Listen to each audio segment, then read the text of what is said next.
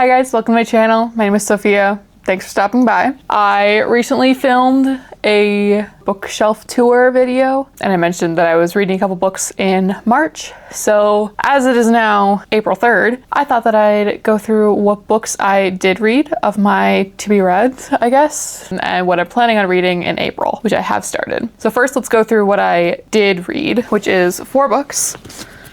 So I read these 4 books in March, and I'm just gonna pull out my notebook that has my reviews. I also put them on Goodreads, which I will link my Goodreads down below. And I'm also on Tome, a new app for book tracking and posting and stuff. I do use a Archer and Olive journal as my reading journal. So let me quick flip to March and I'll post some photos in here of what the spreads actually look like. We had 4 books read this month. First one that I officially read was 4 by Veronica Roth. That I rated it a full 3 stars. It is like short stories of 4, who is like the main male love interest, I guess you could say, for the Divergent trilogy. This was the one book I had not yet read of the series. I read the trilogy way back when I was in high school, maybe middle school, honestly. So way back in the 2010s. So I finally sat down and finished the series. Honestly, for reading order, I think that this should be read after Divergent rather than at the end of the trilogy like it was released, I believe. I had no real issues with it. It felt good to be back in the Divergent realm. No other strong thoughts and feelings behind it, which is partially why it's 3. Next book I read was Tough Guy by Rachel Reed.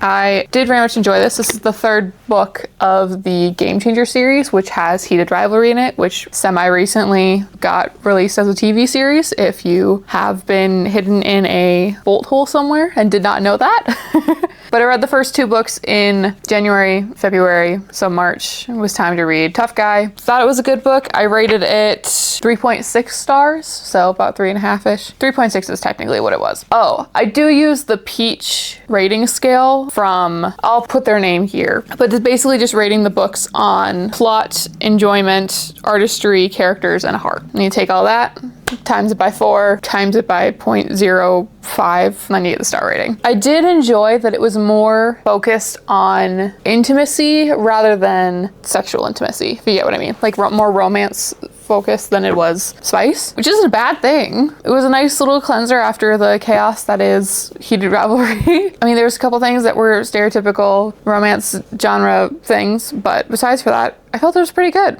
I'd recommend it. And then I read Sanctuary of the Shadow by Aurora Asher, and that one a 2.8 star, so just under 3. I knew going in, because I had double checked on Goodreads, that it was going to be a series. Like the 2nd book is going to come out sometime in the next year-ish, I think. So I knew going in that it would be a series, and I thought that it would be like this protagonist would then continue in the series, but it looks like it's being more of a standalone within a series. So sort of like how Heated Rivalry is separate characters and there's maybe some same characters throughout. That's what this is apparently planning to be, and I did not know that going in. So I was reading it as if whatever plot was in here was going to be extended or have more subplots come up that would be followed up in the next book. That wasn't quite what happened, which kind of threw me off, which is partially why it is a 2.8 star. If I was just rating it on a standalone without the follow or the setup for the next book that was introduced in here, it'd probably be more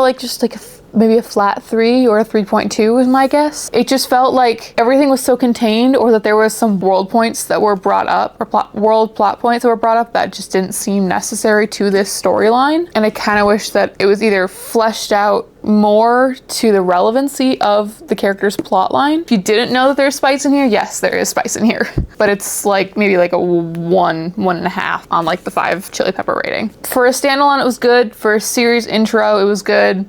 I don't think that I'm going to be continuing it personally. The final book that I read in March, as in I read this on the 31st, so the last day, and technically it went into 10-ish minutes into the 1st of April. Children of Eden by Joey Graceffa.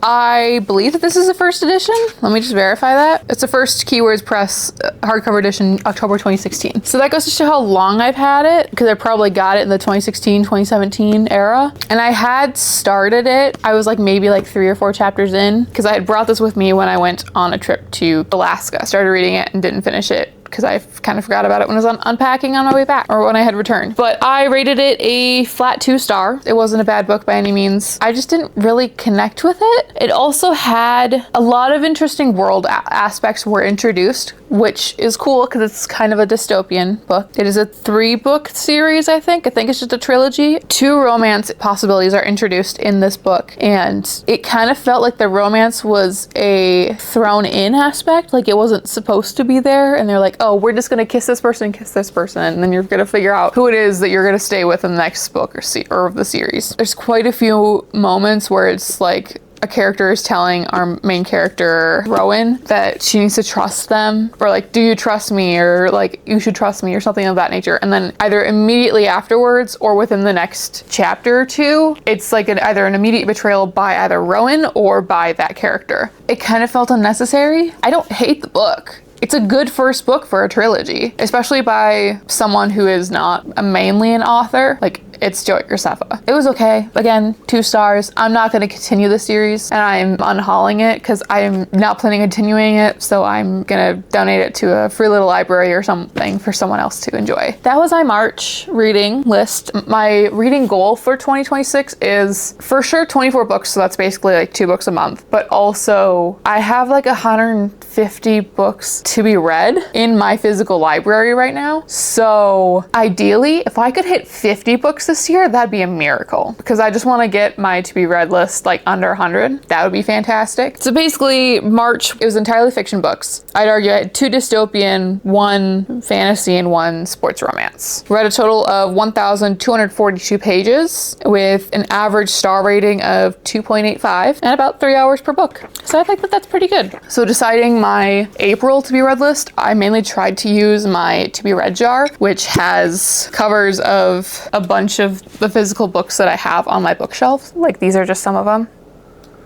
because I'm kind of trying to do The Year of Goober by Jashi Corinne, which has a link to tradition and a nostalgic read listed as possible options for April. That's kind of what I tried to aim for, which is harder than you think to mentally figure out what do I have on my bookshelves already that could classify under those 2. And then also I was trying to see what did I have on my bookshelves that would fit with the Goodreads challenges that are set up for this spring. So that was kind of hard to figure out. I did manage to narrow it down. I wanted to just do 4 books out the gate. One of them I knew right away that I was going to be trying to read is Common Goal by Rachel Reed, because that's the 4th book in the Game Changer series, and again, trying to get through all of them. So that's one I knew out of the gate. So I was like, I need 3 more books that are either linked to tradition or are a nostalgic read, or also in the Goodreads books challenges. I decided that for mainly linked to traditions, I was going to finish books that I had started in the past, and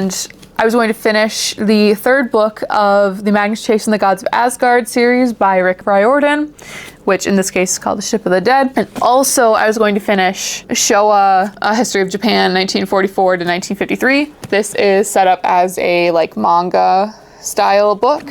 Both of these I had under 100 pages left from the bookmark that I had left back when I first started reading it. I'm pretty sure that Magnus Chase was like, I started reading it directly after it released, which was 2017. This is the 1st edition, by the way. And also I don't know when I had started this. This is high school. I know that for a fact. I just don't remember when. I'm gonna guess 2016. I had 75 pages left of this, and I did finish it last night. So if you go on Goodreads, you'll see my review of it, which I'll save for at the end of this month. And then I have 88 pages left of this one. So those are what I'm kind of counting as my link to tradition. And then for nostalgia, my plan is to start Chronicles of Narnia. So I'm gonna start with book 1 of The Magician's Nephew. As these are like 220 pages, if that, because they're mass market size. I'm gonna probably finish this one and then immediately go into The Lion, the Witch, and the Wardrobe, which is very much nostalgia, because I loved the movie series and I could see myself binging those an entire day.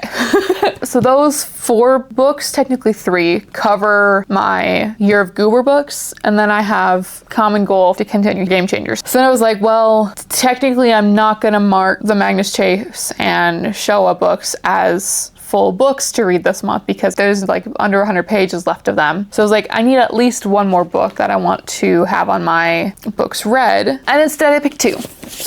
So I have the 6th book or the first book of the Percy Jackson and the Olympians senior year adventures. So this is Chalice of the Gods. I count it as the first book of a trilogy because I think that's what Rick Riordan's aiming for. That's just 3 books for this. And then to cover one of the Goodreads challenges, I'm gonna read Tusk Love by Thea Guanzon, which is a Critical Role book. And this is also a signed copy. I want to read it anyways. It's on my to be read list because of course I have the physical copy already. There's technically 7 books that I have planned on my to be read list for April. It's technically 4 books because I'm not counting The Lion, the Witch, and the Wardrobe as current April to be read list because I want to read the first book and then read it. And then also I'm not counting the 2 books that I have under 100 pages left to read. That's my goal for April. So I'm going to link my Goodreads and my Tome accounts down below for you guys to feel free to follow. You'll see my ratings live as I finish reading them. Feel free to let me know if you guys have conflicting opinions on my ratings of the books that I read in March, or if you have thoughts on the books that I'm going to be reading this next month. Feel free to discuss in the comments. I'm more than happy to talk with you guys about things. Have a good rest of your day, guys. Bye.